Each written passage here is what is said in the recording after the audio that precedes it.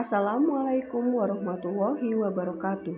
Saya Mirza Martitasari akan menyajikan video pembelajaran inovatif berbasis proyek menghasilkan produk pertanian pada mapel produk kreatif dan kewirausahaan. Saya berasal dari SMK Negeri 1 Bukal, Kabupaten Buol. SMK kami mempunyai kompetensi keahlian agribisnis tanaman pangan dan hortikultura. Oleh karena itu, SMK kami banyak menghasilkan produk berupa saprodi pertanian dan produk pangan serta produk hortikultura. Dari produk-produk pertanian ini, banyak yang berintegrasi dengan mapel yang saya ampu, yaitu produk kreatif dan kewirausahaan. Video pembelajaran berbasis proyek yang saya lakukan terdiri dari pendahuluan, yaitu salam pembuka, doa awal belajar,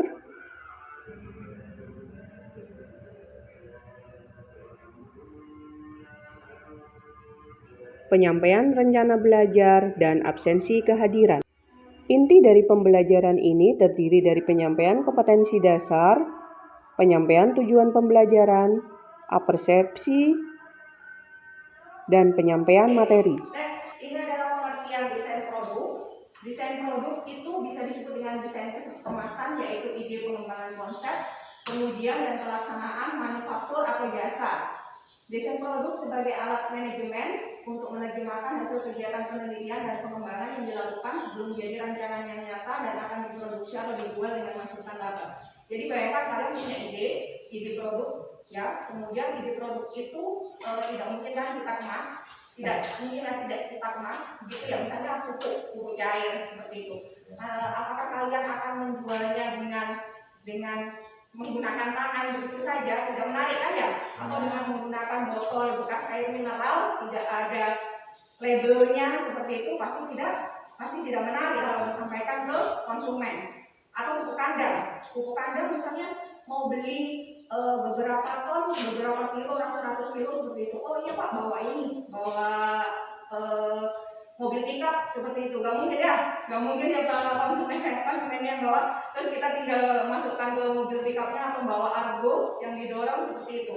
Jadi tetap kita harus membuat produk itu menjadi cantik, dikemas menggunakan plastik seperti itu atau karung, dan diberi label nama produknya, kemudian nama produksinya, siapa ini produksi sekolah misalnya seperti itu. Itu yang namanya desain produk. Ini manfaatnya apa? Yang pertama, untuk menghindari kegagalan yang terjadi dalam pembuatan produk. Lalu yang kedua, memilih metode yang paling baik dan ekonomis dalam pembuatan produk. Yang ketiga, menentukan standar atau spesifikasi produk yang dibuat. Yang keempat, menghitung biaya dan menentukan harga produk. Lalu yang kelima, mengetahui kelayakan produk, apakah sudah memenuhi persyaratan atau masih perlu perbaikan kembali. Yang pertama, menghindari kegagalan dalam pembuatan produk. Nah seperti itu, biasanya kalau sudah dikemas pasti akan ketahuan juga kan apakah ini produknya atau tanggal berapa produksinya, kan begitu ya. Ada produk yang diproduksi pada minggu ini, ada yang pada minggu depan. Contohnya pada saat kita praktikum kultur jaringan kemarin ada tanggalnya ya, jadi ketahuan dia sudah seminggu dia bakal hasil atau tidak, siapa yang membuat seperti itu ya. Jadi ketahuan dari beberapa produk ini ketahuan kegagalannya dari kapan kita memproduksinya, seperti itu. Yang kedua, metode yang paling baik dan ekonomis. Bagaimana caranya supaya kita memasarkan ke konsumen itu supaya baik dan ekonomis, daripada masih bawa argo, masih bawa pickup itu konsumennya. Jadi seperti itu. Yang ketiga, standar atau spesifikasi produk yang dibuat.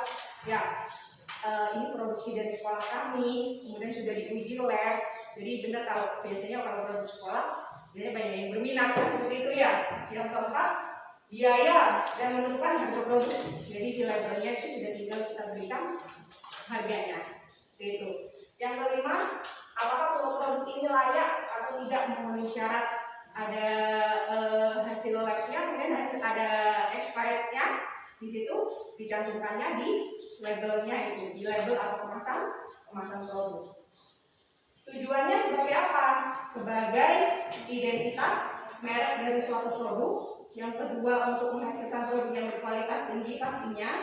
Yang ketiga, untuk menghasilkan produk yang keren pada masanya. Yang keempat, untuk membuat produk dengan biaya seminimal mungkin dalam penggunaan bahan baku dan biaya tanpa mengurangi nilai jual produk tersebut. Seperti itu. Tidak perlu saya jelaskan lagi karena sudah jelas dalam videonya ini. Fungsinya, identitas dari produk itu sendiri jelas. Produknya itu namanya apa, merek produk, semuanya sudah dapat ya. Kemarin ya sudah bikin merek sendiri seperti itu ya. Jadi kalau nggak ada mereknya, pasti itu merek itu tidak punya identitas. Yang kedua, sebagai pelindung. Nah ini.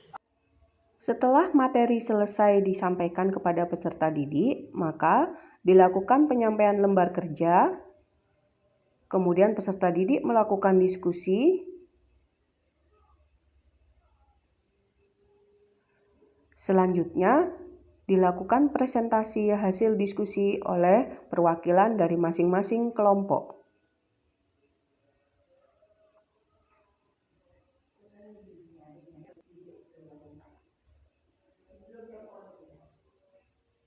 Dan yang terakhir adalah kesimpulan hasil diskusi.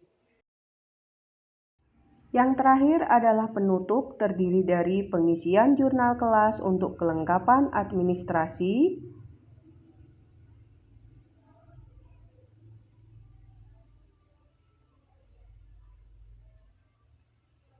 selanjutnya adalah melakukan kesimpulan pembelajaran untuk peserta didik,